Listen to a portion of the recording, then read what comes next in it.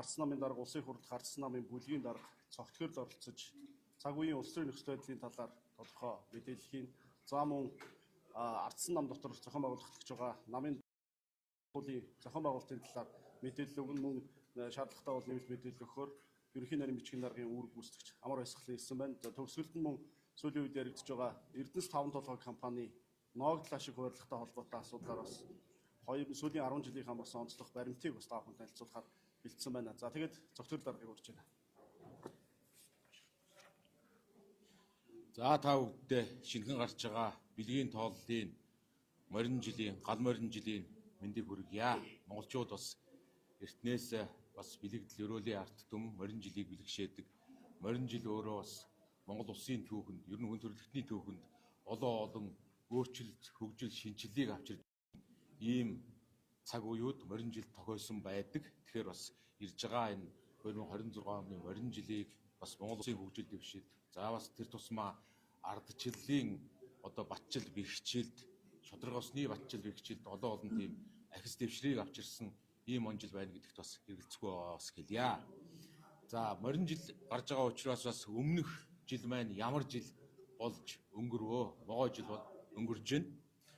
Ямар жил болж өнгөрвөө гэдэг дээр бас товчхон цөөн дүгнэлтийг бас бидүүд бас хэлэх хэрэгтэй. За нөхцөл байдал дээр Монгол улсын эдийн засаг өрөөцсөн, доройтсон, иргэдийн амьдралд доройтсон, бодит орлогонд доройтсон. Энийн нөгөө талд улс орны авилгажилт хэрэгс хэтэрсэн. Энийг олон улсын байгууллага зарлаж баталгаажуулсан. За ийм нэг жил товчхондоо хэлбэл болж өнгөрч байна. Зөвхөн авилгалын үзүүлэлт гэхэд энэ хэн нэгэн хүн, хэн нэгэн улс төрч, хэн нэгэн улс төрийн хүчин дүгнж хэлж байгаа тоо баримт биш. Сүүлийн 10 жилд Монгол улс дэлхийд авилгалын эренб дараагаар 50 байр хурч байна. Сүүлийн 1 жилийн дотор 10 байраар хойш хурч байна.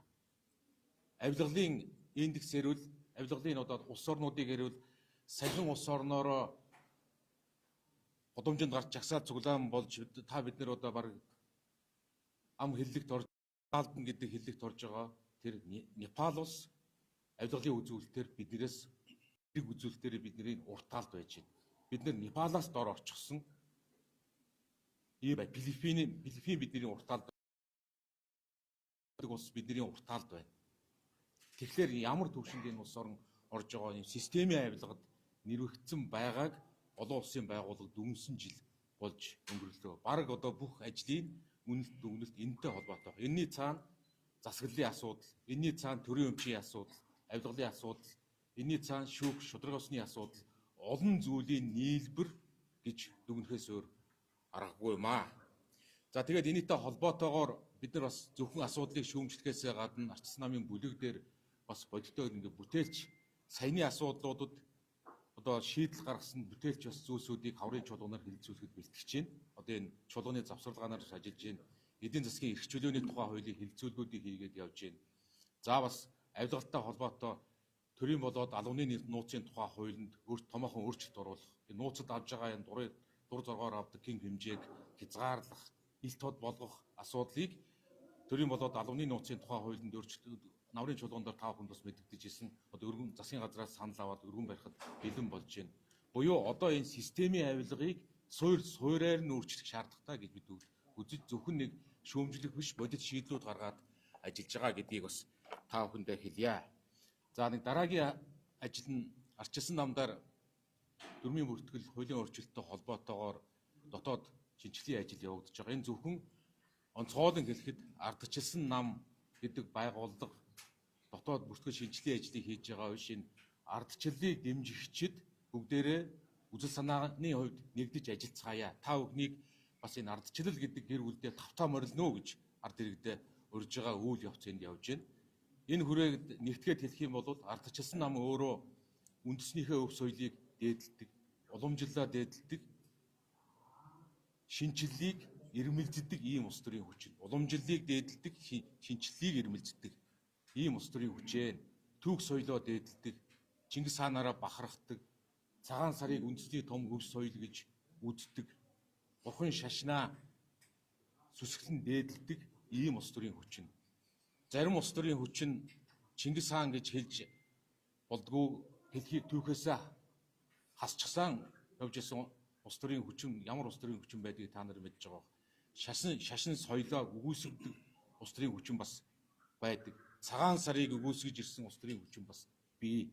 Харин ардчилсан нам эсэргээрээ үндэсний түүх соёлоо үүсэл цагаасаа эхлээд одоо дэмжиж ирсэн. Дээр нь нэмээд ирээдүйд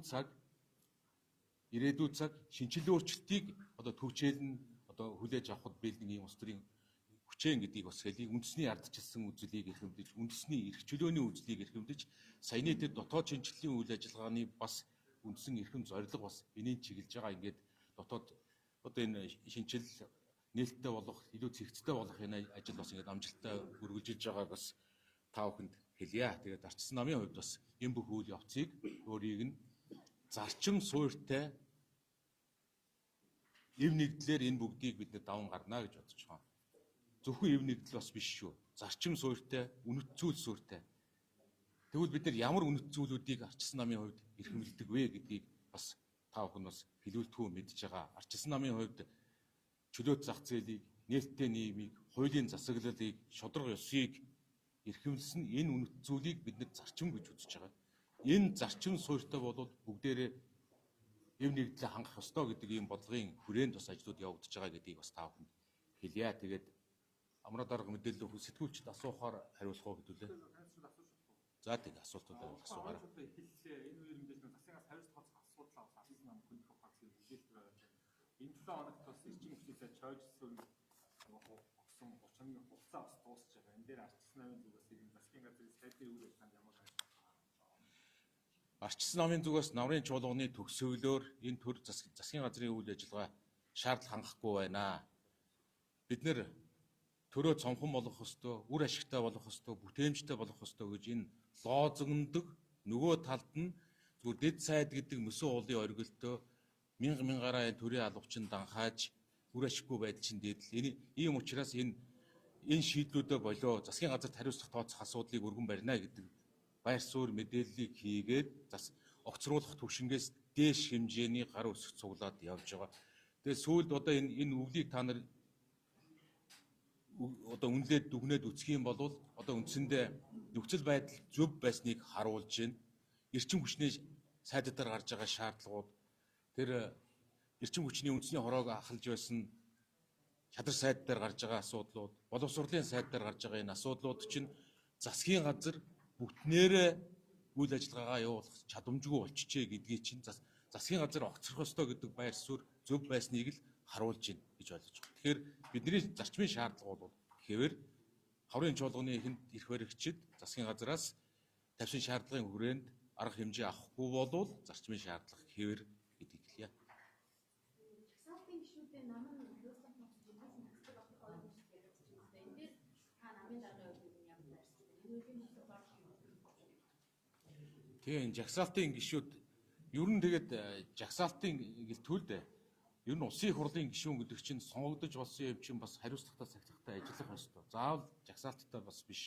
Мэдээж жагсаалтын гишүүдийн хувьд бас ингээд намын бодлогоор орж байгаа учраас яг энээн дээр тодорхой хэмжээний сахилах хариуцлагын асуудлыг бас мэдээж ярих ёстой л гэж ойлгож байгаа. Сая манайдаар ч гэсэн одоо бас энэ дотооддоо энэ асуудлууд гараад тодорхой гишүүдээр бид нэр бас үйл ажиллагаагаа үнэлт сэрэмж ажиллахыг бас тодорхой зарим гишүүдтэй бас ингээд намын дөрмийн хүрээнд, бүлгийн дөрмийн хүрээнд бас ингээд сануулгах үйл ажиллагаанууд өгдөөд явж байгаа. Тэгэхээр ер нь заавал жагсаалтын Монгол улсад энэ өөрт нь тэр тусмаа төрийн албанд өөрт нь сахилах хариуцлагын асуудал одоо ус агаар мэт хэрэгтэй болсон байгааг л бүгд харуулж байна. Тэгэхээр жагсаалтын гишүүдтэй холбоотой жагсаалтын улсын хурлын гишүүний сахилах хариуцлагатай холбоотой хуулийн төсөл хэрвээ орж ирвэл бид нар бас нухацтай ярилцах ёстой байх. Бүлгийн хэмжээний асуудлыг ярилцаад нэгдсэн шийдвэр гаргаад ажиллах болно гэдгийг хүсэлье.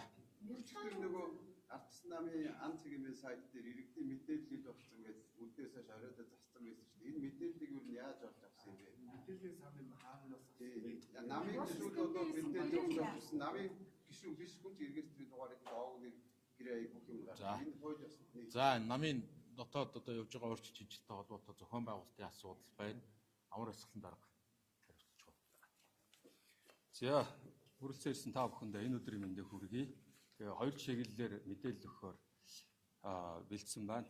Нэгдүгээрт нь өчигдөр буюу 26 оны 2 сарын 25-ны өдөр буюу гал морин жилийн бар сарын цагаан морь өдөр улс төрийн зөвлөл хурлаа хийж намын дотоод зохион байгуулалтыг намын үндсэн дүрм нийцүүлэх журмын хүрээнд дотоод сонгуул зохион байгуулах зөвлөлийг 11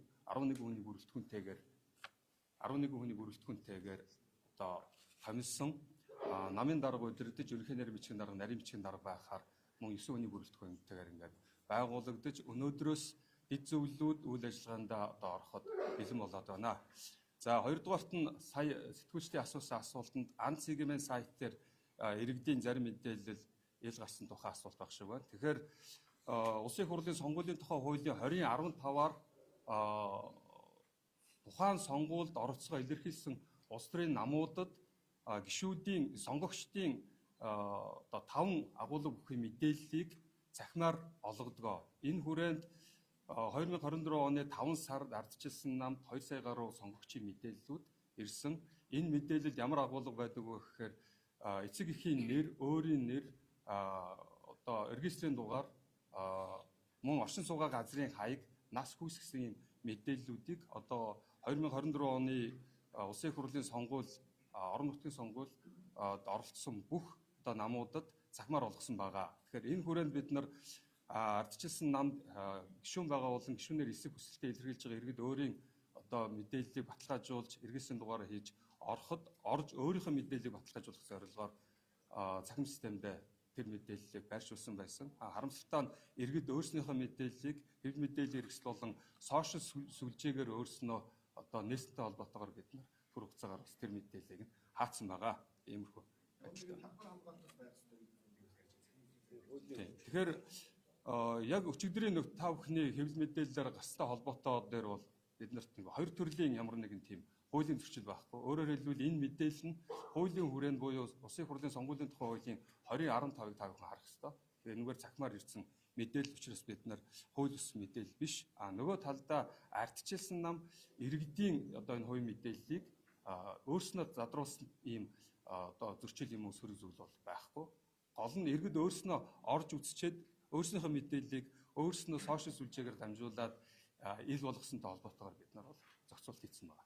Сонгуулиас өөр үед ашиглах хэрэгтэй байдаг юм уу? Тэгэхээр сонгуулийн тухай хуулийн дээр бол цахимаар ирүүлнэ гэсэн болохоос цахимаар олгоно гэсэн болохоос биш яг наривчилсан энийг ингэж яг энэ үед ашиглана гэсэн нарийн зохицуулт бол байхгүй.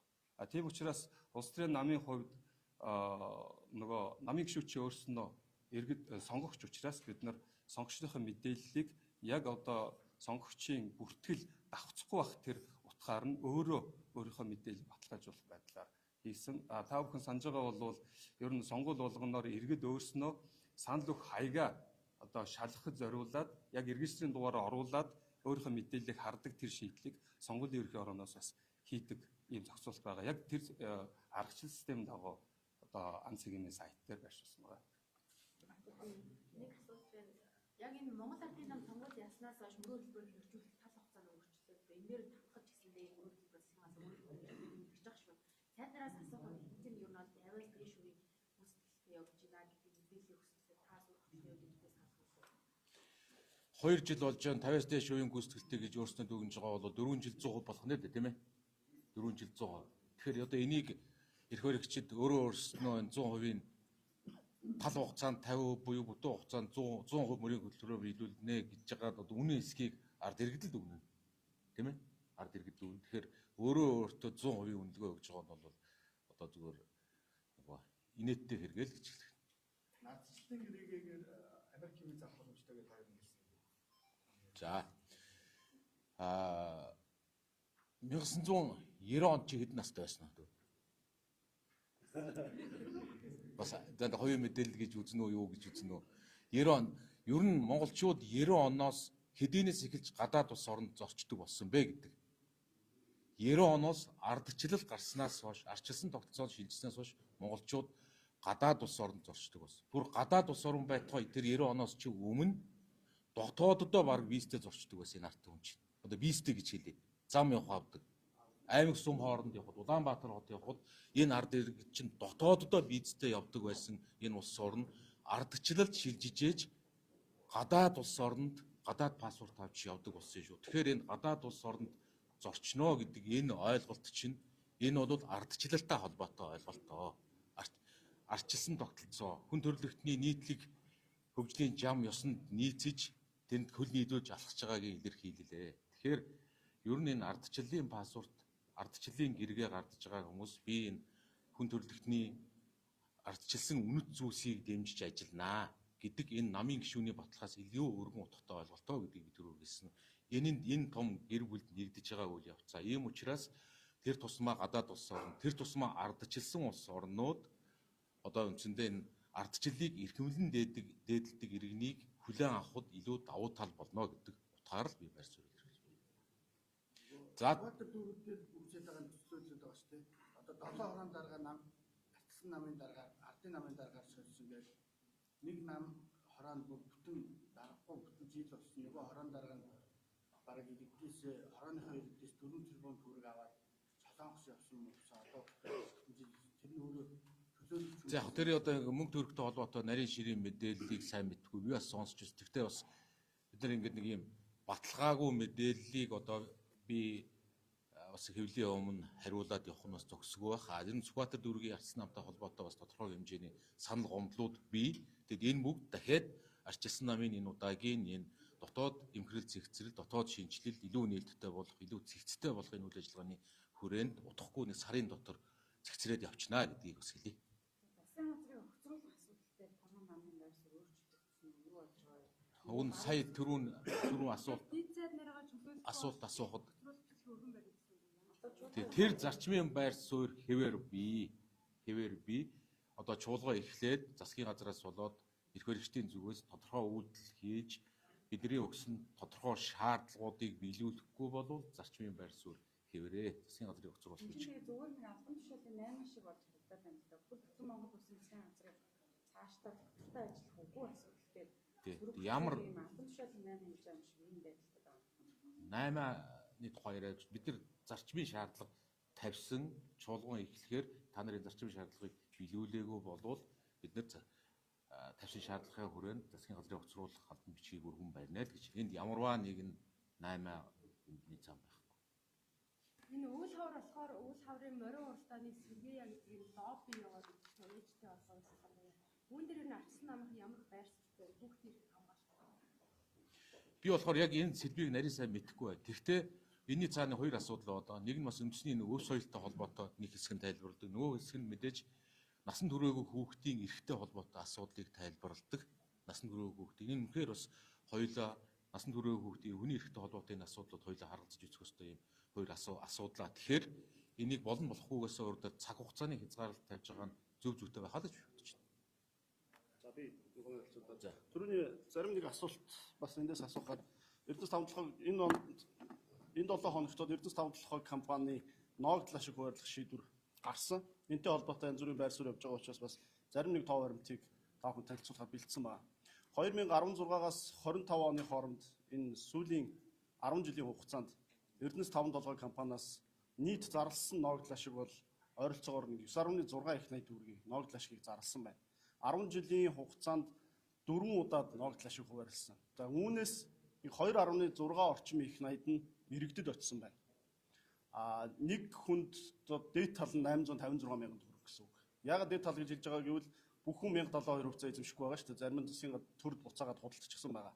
Тэгэхээр 1072 хувьцаатай хүн 10 жилийн хугацаанд 4 удаад нь буюу нийтдээ нэг 856 мянга хүртэл төгрөгийн ногдлол ашиг авжээ гэдэг. За энэ нь их байгаа тухай үр ашиггүй байгаа тухай энийг бараг өгөлгүйгээр станц барьсан бол хэрэгтэй тухай яриа их гарч байна. Энэ бол бас нэлээд хариуцлагагүй популизм гэж хэлж болно. Ягаад тэгэхээр сая хэлсэн нийт 9.6 их найдын ногдлол ашигыг чинь үлдсэн 7-нд төрд ногдож байгаа. Төрд очсон энэ ногдлол ашиг тал нь үндэсний баялагын санд орох хэвээр. Энэ яг бодитоор орсон уу хаана байна? Төсөвт орсон хэсгээр нь яг юу хийсэн? Энийг нэгдүгээр төр өөрөө тайлгнах хэвээр. Хоёрдугаарт компани бүх ашигыг ногдлол ашигт хуваарлагдаггүй. Өнгөрсөн хугацаанд Эрдэнэс 5-7 компани энэ 10 жилийн хугацаанд зөвхөн миний тооцсноор томоохон төсөл хөтөлбөрүүдэд 2.5 тэрбум доллар буюу мөн 9 гаруй их 80 төгрөгийн хөрөнгө оруулалтыг хийцэн байна. Тэр дотор нөгөө төмөр зам барин тэзүү судалгаа хийн хоолой татна гэх мэтлэнгийн ажлууд хүртэл явж байгаа. Тэгэхээр энэ 2.5 тэрбум доллараар станцаа бариад түүгээрээ ашигтай ажиллаад харин ч бүр одоо хувьцаа эзэмшигч иргэд цахилгаан станцын ашигаас үр ашиг хүртэж байх ийм хугацаа болоод өнгөрсөн. Тэгэхээр энэ бүхэн юу хэлж ийнэ вэ гэхээр Эрдэнэс таван толгой компани бол яг үнэн хэрэгтээ бодитоороо бол улс төрийн компани. Энэ компани ногдол ашиг хуваарлах хэсгийг тухайн үед нь улс төрчид шийддэг. Та бүхэн санаж байгаа бол 2024 онд гэмтхэн ногдол ашиг зарлана гэж хуваарлана гэж хэлээд өнгөрсөн 2 жилийг нийлүүлж байгаад ногдол ашиг өгсөн. Өмнөх жилийн ногдол ашигыг дараа жил нь өгч штэ. Түүхэнд байхгүй юм тохиол болсон. Ингээд бүгдийг шавхаад компани мөнгийг шавхаад 24 оны сонгуулийн өмнө оюун эрдэнэ засгийн газар энэ компаниас мөнгө гаргуулж тарааж ирснийг бас таахан санах хэрэгтэй. Гэх мэтлэнгээр менежмент нь улс төрийн нөлөөтэй энэ ногдол ашиг хуваарлах хөрөнгө оруулалт хийх гэх хэмжлийн бизнесийн шийдвэрүүд нь бас улс төрийн өнцгөр гардаг. Энэ компанийг цаашд илүү нээлттэй ил тод болгох, жинхэнэ утгаар нь олон нийтийн буюу хувьцат компани болгох. Тэр дотор нь тэгжвэж энэ иргэдийн эзэмшиж байгаа 1072 хувьцааг үн цэнтэй болгох, иргэн өөрийгөө энэгээ барьцаалдаг, үр хүүхдүүдэд өвлүүлдэг болох эрхийг нь нээх. За мөн цаашлаад ер нь төрийн эдийн засаг дах зөв бус оролцоог бууруулах ийм цог зарах хэмжээг ер нь бол авах шаардлагатай. Энэ чиглэлээр Ардсан намын бодлого явагдаж байгаа. Бид нар төлөвлөөд зарим хуулиудыг санаачлаад явж байгаа. Мөн удахгүй чөлөө зах зээлийн экосфер гэдэг чуулга уулзалт, эдийн засгийн чуулга уулзалт гэж энэ талаар бас тодорхой тооцоо төлөвлөгөө танилцуулна гэсэн ийм байр суурьтай байна. Нэг асуулт нь Эрдэнэс таван толгой компани энэ ашигаас хасгуулсан түвшийг нийслэл татаас авчирах гэсэн шүү дээ. Энийг ер нь хэр зөвлөе? Ер нь нийгмийн хэмжээтэй үйл ажиллагаанд санхүүжүүлэх тал дээр хэр оновчтой авч байгаа гэж байна.